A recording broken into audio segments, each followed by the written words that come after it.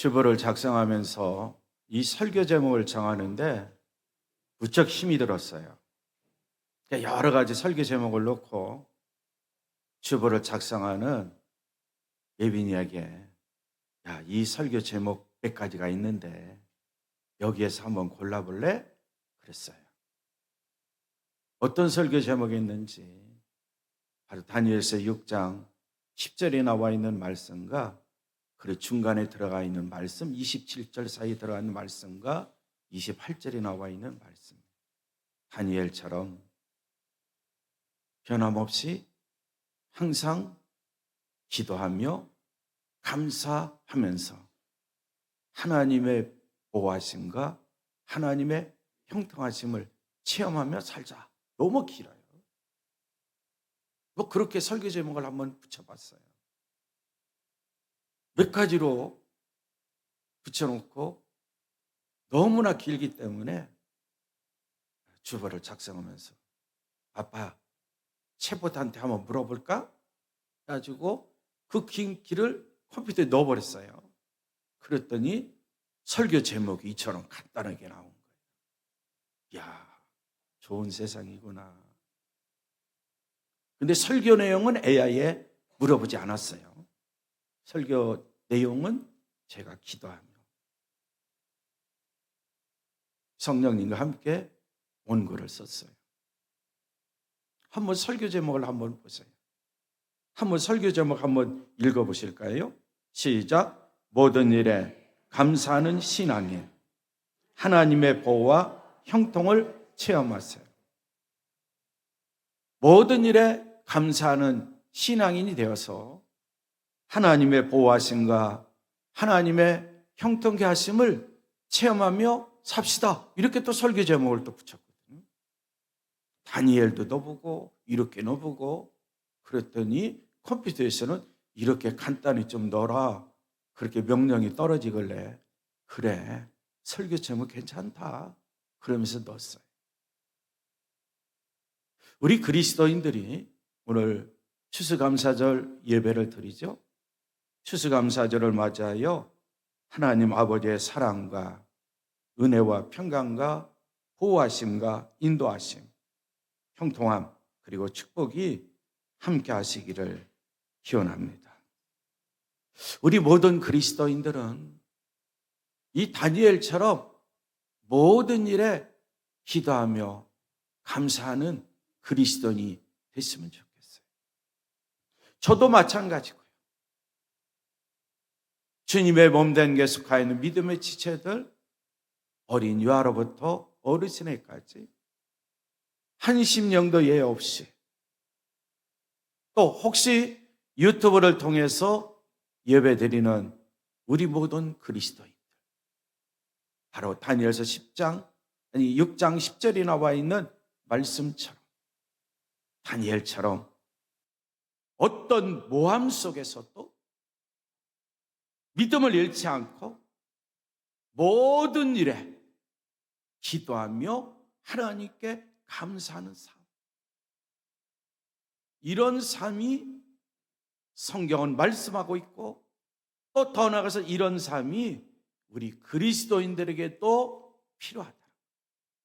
왜냐하면 세상을 살아갈 때에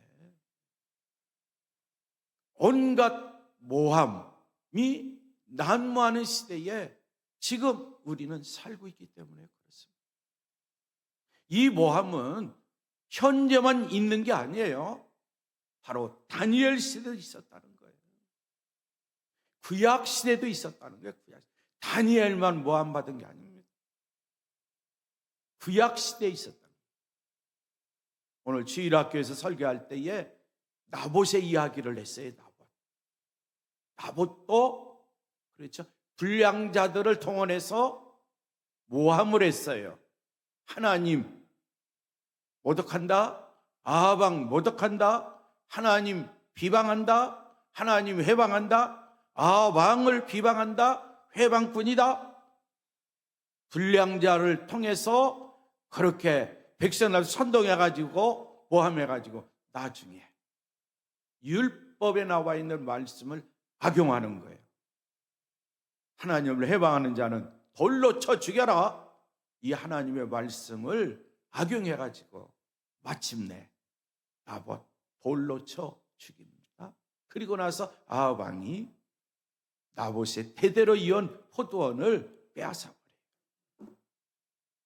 다니엘, 우리 한번 생각해 보는 거예요. 우리는 다니엘 하면 사자굴속, 다니엘 하면 전에 행하던 대로 예루살렘 쪽 창문을 열고 하루에 3번씩 기도했더라. 근데 기도 뒤에는 감사가 있었다는 거예요. 감사.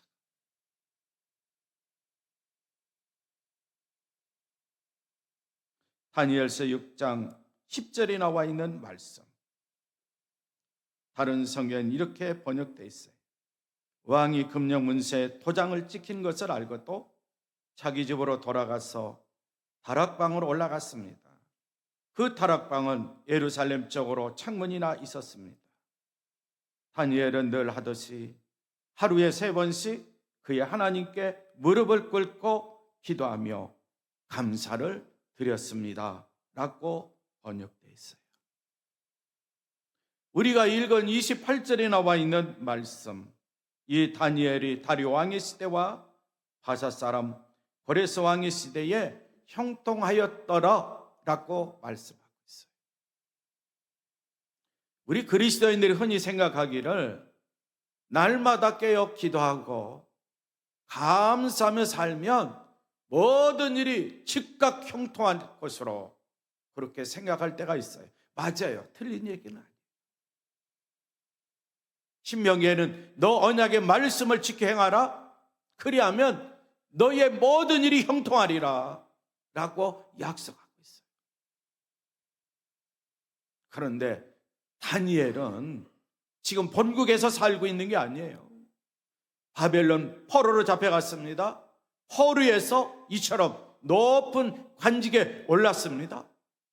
그러니까 주변에 있는 사람들, 왕을 모시고 있는 주변의 사람들, 다니엘의 입장에서 보면 본국이죠. 그 사람들의 입장, 다니엘은 이방 사람이에요.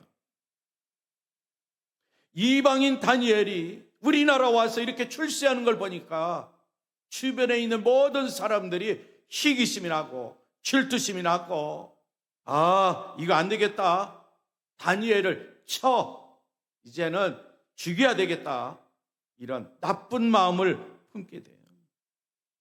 그래서 다니엘을 통해서 어떤 약점이 있는가 찾아보려고 또 찾고 또 찾고 찾았더니, 다니엘은 하나님의 사람으로서 지혜가 충만하고, 다니엘은 하나님의 사람으로서 하나님이 주시는 능력이 충만하고, 다니엘은 하나님의 사람으로서 믿음의 삶을 사는 것, 그것만 봤던 거예요. 인간적인 다른 약점이 바로 다른 높은 관직에 있는 사람들의 눈에 띄지 않는 거예요. 그래서 그들이 함께 모여, 그렇죠, 다니엘에 대해서 연구하면서 어떻게 하면 다니엘을 죽이는 방법이 있을까 연구한 결과가 바로 다니엘서 6장 10장에 딱 요약되어 있는 거예요. 왕이 금령 문서에 도장을 찍은 것을 알고 또 다니엘은 자기 집으로 돌아가서 예루살렘 쪽을 향한 창문을 열고 하나님께 믿음의 삶을 살았어요. 야, 여기서 이제 모함꾼들이 다니엘에게 치명타를 줄 수 있는 것을 만들었죠. 뭐냐? 왕이 금령 문서에 도장 찍도록 하는 거예요. 이게 무슨 내용인지 다 아시죠? 가정에 돌아가셔서 다니엘서 6장 1절 말씀부터 28절까지 나와 있는 말씀을 한번 쭉 읽어보시고 또 묵상하고 또 읽어보시고 묵상하고 한번 해보세요. 왕의 직인을 딱 찍은 문서가 어떤 내용인지 그것만큼은 아실 거예요.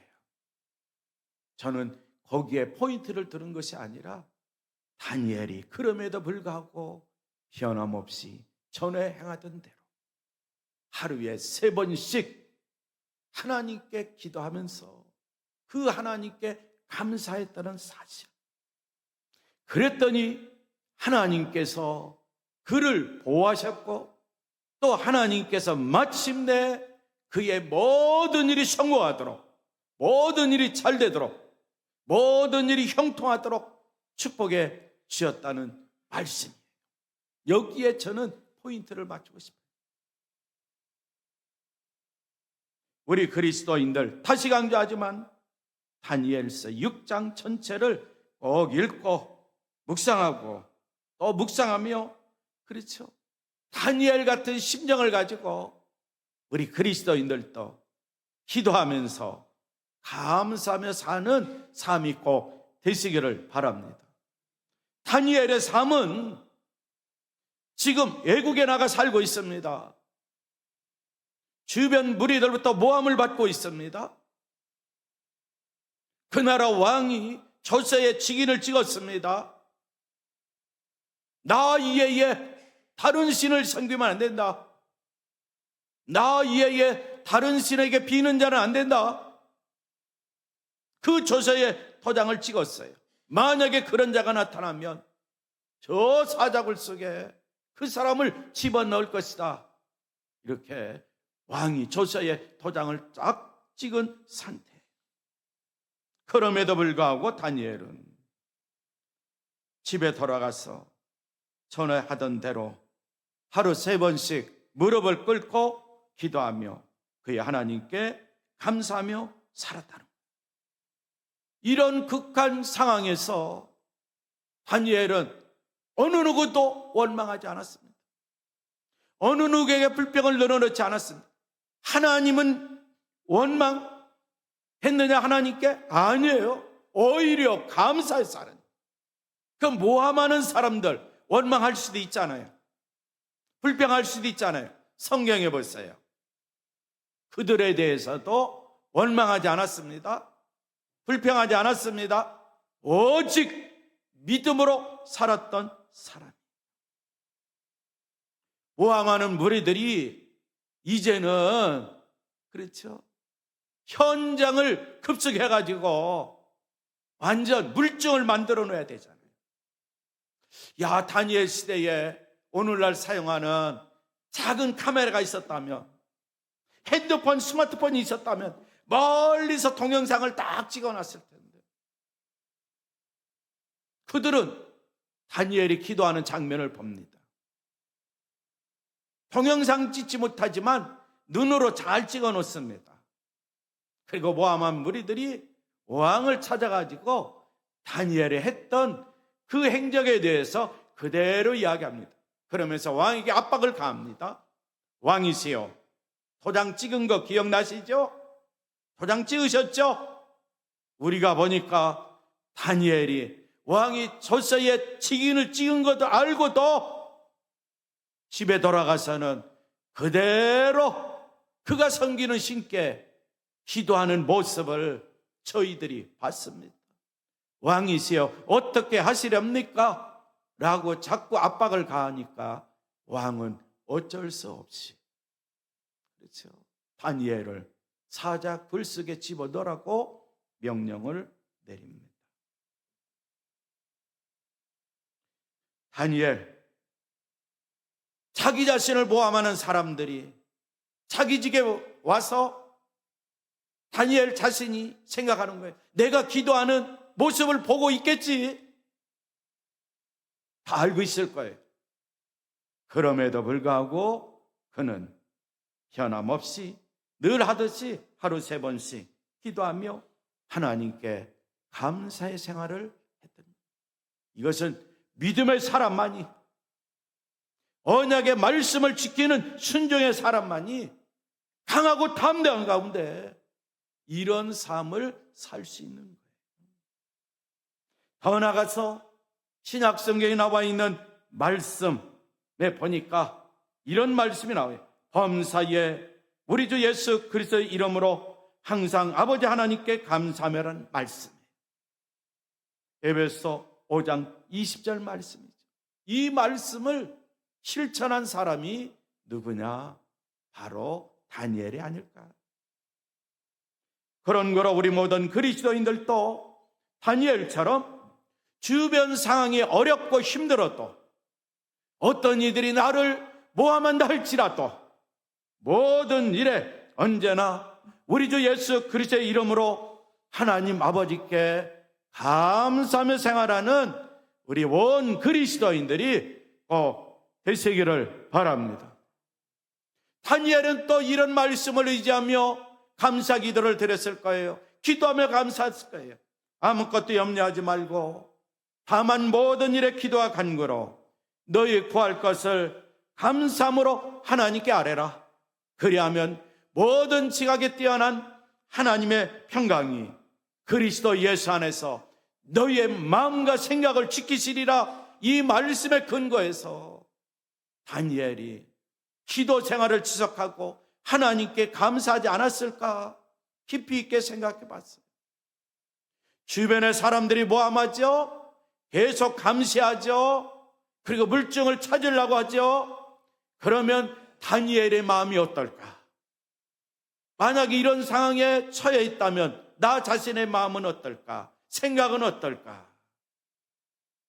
그러나 다니엘은 아무것도 염려하지 말라는 말씀에 근거해서 염려하지 않고 다만 모든 일에 기도와 감사로 하나님께 기도했다는 사실. 그랬더니 하나님이 그의 마음을 지켜주시고 생각을 지켜주시고 오히려 그리스도 예수 안에서 그리스도의 평강으로 함께 하셨다. 나의 삶이 지금 죽음에 이르는 상황에 이른다 할지라도 그는 그리스도가 주시는 평강 가운데 전에 행하던 대로 하루 3번씩 기도의 삶을 살았다. 우리 그리스도인들도 마찬가지예요. 다니엘처럼 아무것도 염려하지 말고 모든 일에 기도와 간구로 여러분이 바라는 것, 내가 원하는 것 있다면 감사하는 마음으로 하나님께 아뢰며 생활하시기를 바랍니다. 그리하면 사람의 헤아림 뛰어넘는 하나님의 평화가 우리 그리스도의 마음과 생각을 그리스도 예수 안에서 지켜주실 거예요. 내 주변에 들려오는 소리, 내 눈으로 보이는 현장, 비록 있다 할지라도 중요한 건 내 마음이죠. 내 생각이죠. 그것을 누가 지켜주시느냐? 하나님이 지켜주세요. 전능하신 하나님이 지켜주세요. 그리고 그리스도 예수 안에서 하나님이 주시는 평화가 내 마음을 꽉 차게 만들어요. 신경 쓰지 않아요. 오직 주님만을 믿고 따르면서 하나님이 주시는 평강 가운데 기도의 생활을 지속해 이런 평강을 주시는 하나님께 감사하며 사는 거예요. 목사님, 이론적으로는 참 쉬운 것 같아요. 쉽다는 거죠. 그런데 실제적으로 이런 일이 과연 내가 할 수 있을까요? 이렇게 반문할 수도 있어요. 나는 할 수 없어요. 인간적인 나는 할 수 없어요. 그러나 말씀을 믿고 확신하는 자에게는, 말씀대로 살고자 하는 자에게는 성령님이 역사하사 다니엘처럼 기도할 수 있는 사람 하나님이 만들어 주십니다. 하나님께 감사할 수 있는 사람 하나님이 만드시는 거예요. 나는 할 수 없어요. 인간 성찬은 할 수 없어요. 우리 모든 그리스도인 마찬가지예요. 인간인 우리 그리스도인들, 성도 여러분, 개개인은 할 수 없어요. 인간적으로 할 수 없다는 거죠. 그러나 믿음의 사람이 되고 순종의 사람이 되고 말씀의 사람이 되고 성령의 사람이 되면 말씀과 성령의 역사 가운데 믿음으로 순종하면서 하나님께 기도하고 하나님께 감사하며 사는 그리스도인들이 다 될 줄 믿습니다. 우리는 걱정할 필요가 없어요. 될까? 이건 사탄이 주는 생각이에요. 우리는 그리스도 예수 안에서 다니엘처럼 기도하고 하나님께 감사하며 생활할 수 있는 그리스도인이 꼭 될 수 있습니다. 무엇이라든지 말에나 일에나 다 주 예수의 이름을 하고 그를 힘입어 하나님 아버지께 감사하라고 골로새서 3장에서는 말씀하고 있어요. 그리스도의 평화가 여러분의 마음을 지배하게 하십시오. 이 평화를 누리도록 여러분은 부르심을 받아 한 몸이 되었습니다. 또 여러분은 감사하는 사람이 되십시오. 그리스도의 말씀이 여러분 가운데 풍성히 살아있게 하십시오. 온갖 지혜로 서로 가르치고 권고하십시오. 감사한 마음으로 시와 찬미와 신령한 노래로 여러분의 하나님께 마음을 다하여 찬양하십시오. 그리고 말이든 행동이든 무엇이라든지 모든 것을 주 예수 이름으로 하고 그분에게 힘을 얻어서 하나님 아버지께 감사를 드리십시오 라고 말씀하고 있어요. 우리가 잘 아는 데살로니가전서 바로 5장에 나와 있는 말씀, 항상 기뻐하라, 쉬지 말고 기도하라, 범사에 감사하라. 이 말씀을 그 어려운 상황 속에서 실천한 사람이 있다면 다니엘이 아닐까? 왜? 기도하며 그의 하나님께 감사했다고 분명하게 성경은 말씀하고 있기 때문에 우리들도 할 수 있어요. 이런 삶이 그리스도 예수 안에 있는 나에게 하나님의 뜻이라는 것을 분명히 알고 믿고 확신하면 우리는 다니엘처럼 항상 기뻐하고 쉬지 말고 기도하고 모든 일에 하나님께 감사하며 사는 그리스도인들이 될 수 있다는 거예요. 그래서 성경에는 바로 해야 될 사람들의 인물이 나오고 해서는 안 될 사람들의 또 이야기도 등장합니다. 반드시 우리 그리스도인이 본받고 해야 될 사람, 그 중에 한 사람이 다니엘이에요. 다니엘처럼 전에 행하던 대로 전례대로 우리 그리스도인 변함없이 하루에 3번씩 기도하면서 늘 하나님께 감사하며 살아보세요. 그러면 하나님의 보호하심과 하나님의 형통케 하심을 체험하며 사는 우리 그리스도인들이 다 될 줄 믿습니다. 하나님의 보호하심, 하나님의 형통케 하심을 체험한 다니엘에 관한 이야기는 이제 11월 이제 지나가고 12월 이제 첫째 주일, 그렇죠? 첫째 주일에 한번 또 연속적으로 하려고. 다음 주일은 교회 창립 주일이죠. 그리고 11월 30일이 있는데 30일은 다음 주일에 한 5분 스피치만 하려고 그래요. 5분 스피치 한 다음에 그 다음 주일에 연속적으로 하고, 다니엘에 관한 이 메시지는 12월 첫째 주일에 계속하도록 하겠습니다. 우리 이 시간 또다시 다니엘 6장 10절 말씀을 우리 함께 봉독하고 합심으로 기도하는 시간을 갖도록 하겠습니다. 다니엘서 6장 10절에 나와 있는 말씀입니다. 함께 봉독합니다. 다니엘이 이 조서에 왕이 도장에 찍힌 것을 알고도 자기 집에 돌아가서는 윗방에 올라가 예루살렘으로 향한 창문을 열고 전에 하던 대로 하루 3번씩 무릎을 꿇고 기도하며 그의 하나님께 감사하였더라. 아멘. 합심으로 기도하겠습니다. 하나님 아버지, 다니엘은 이방 땅에서 하나님의 은혜로 높은 관직에 올랐습니다. 그랬더니 주변에 있는 사람들이 시기하고 질투하고 그리고 모함을 해서 다니엘을 사자 굴속에 집어넣으려고 합니다. 그럼에도 불구하고 다니엘은 전에 행하던 대로 하나님께 기도하고 오히려 하나님께 감사하는 삶을 살았습니다. 그런 극한 상황에서도 원망 없이 불평 없이 하나님께 늘 하던 대로 하루 3번씩 예루살렘 쪽을 향하여, 성전이 있는 예루살렘 쪽을 향하여 문을 열고 감사 기도 드렸음을, 그리고 감사의 삶을 살았음을 성경은 우리들에게 말씀해 주고, 우리들은 다니엘의 삶을 통하여 교훈을 받고 있습니다. 주님 간절히 바라옵기는 우리 모든 그리스도인들, 주님의 몸에게 속한 믿음의 지체들, 이 세상을 살아갈 때에 어디에서 무엇을 하든지 무함받을 때도 있습니다. 극한 상황에 처할 때 있습니다. 그럴 때마다 다니엘을 기억나게 해주시고, 다니엘처럼 끊임없이 기도하고 끊임없이 하나님께 감사의 삶을 살아서